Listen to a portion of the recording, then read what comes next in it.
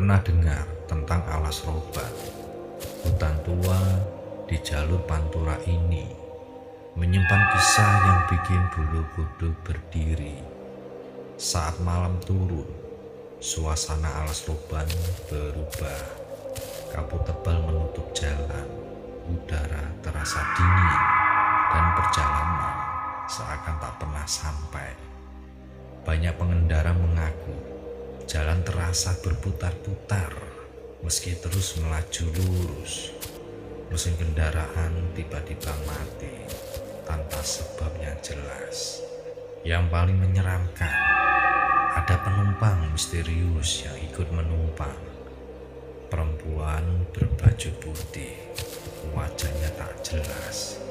Namun saat sampai tujuan, penumpang itu menghilang begitu saja, menyisakan bau melati di kursi belakang. Warga sekitar percaya alas roban dijaga makhluk tak kasat mata yang tak suka dilanggar adat dan ucapan manusia.